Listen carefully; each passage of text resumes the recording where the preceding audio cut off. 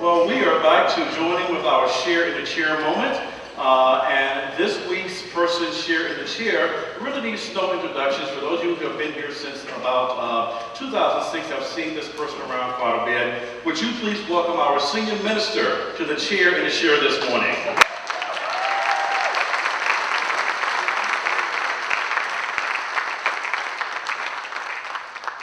Well, good morning, Pastor. How are you? I'm okay for now. Okay. Well, we'll see how this story goes.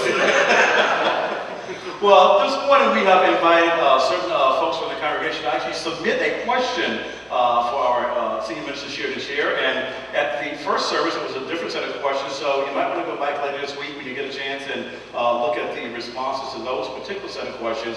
But there was one question that was posed at the first service that I thought was just important for you to give the answer to as well, because I loved it the first service, and so I think I want to start off with that question. And that was that wonderful question about God.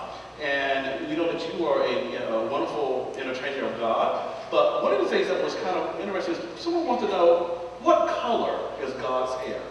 Salt and pepper.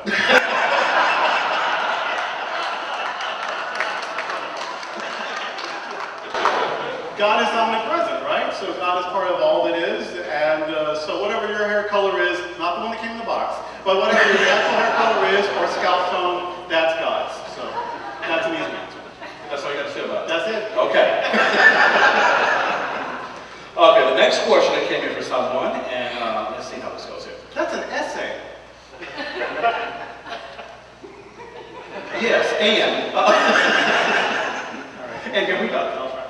We believe that God created all of us perfect, and He doesn't make mistakes. How come some people decide to change their sex from male to female or the other way? Was it a mistake from God's part? That's a head scratcher, huh? Yeah, no, I got it. Okay, you got it? Okay. Why are people who are assigned a gender identity at birth, why do they choose to identify differently later in life? That's really the question. Did God make a mistake? No, because God didn't make the assignment at birth. These are all human constructs. And so we still, for some reason, even in our community, struggle with the notion, although this is what the gender specialists tell us, this is what the social scientists and psychologists are increasingly telling us, that gender, that's about the brain. And biological sex, that's about genitalia. And sometimes those complement each other, sometimes they're sort of at odds. So when someone says, I am gender fluid, gender non-conforming, gender queer, I'm a woman though I was born with male genitalia, or I'm a man though I was born with female genitalia, that's all a brain issue. That's someone saying how I identify, how I experience the world, how I know myself is this. But I was assigned this role based on what I looked like when I was born.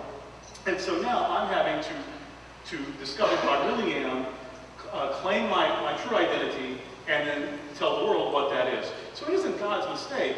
It isn't anyone's mistake. It is the diversity of life and people growing into who they really are and finding the courage to express who they really are, and we learning to support that. Amen.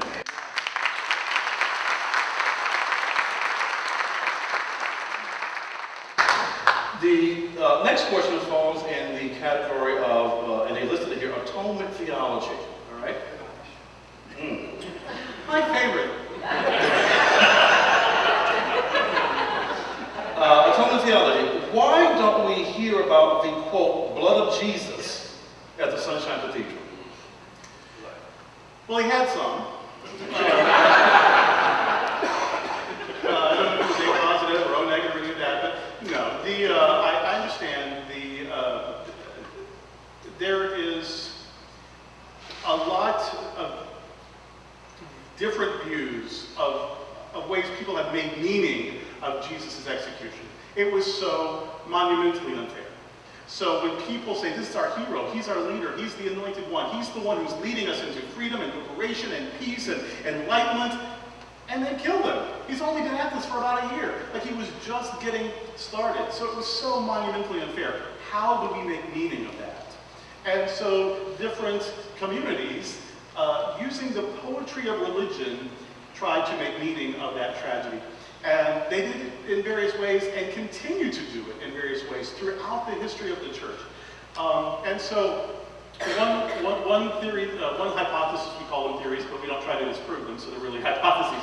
That one hypothesis was that human beings are fallen and frail and damaged. And so so God didn't have any claim to us. And so God sort of paid a ransom for us, and Jesus was that ransom. But God reneged on the deal, sort of, by not letting Jesus stay dead. And so that's the ransom theory.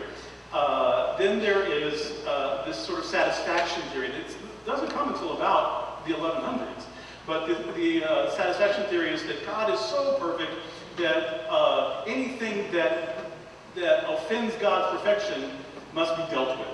Otherwise, that would sort of reduce God's majesty and God's perfection, because that's the way kings ruled. If you didn't acknowledge the absolute sovereignty of the king, if you didn't do everything the king said, if you didn't bow straight before the king, then you would be exiled or imprisoned or killed. And so, so how could you do this? So people said, well, Jesus satisfied that wrath of God. Jesus took that on, and so now God can deal with this because of Jesus. These are all culturally informed things, though. Abelard, however, said that Jesus was sort of a moral example. And so Jesus, willing to embrace what he believed was right, live into his truth and integrity, even if it were to cost him his life, that moral integrity, that moral example, is what sort of makes him the symbol of our faith and what we follow. I'm much more of an Abelardian than those other schools, obviously. And so we don't glorify Jesus's execution, because I don't personally believe in a God that requires anyone to die for the rest of us to be okay. I do believe in a God that loves people so completely that there would be those like Jesus who would declare that love at great personal risk. And when evil tries to silence that voice, love wins. The voice doesn't stay dead. That's the power of resurrection. And so Presbyterian theologian Dolores Williams said it best. She said, there was nothing of God in the blood of the cross. I don't blame God for the crucifixion. I praise God for the resurrection. Amen. I don't care.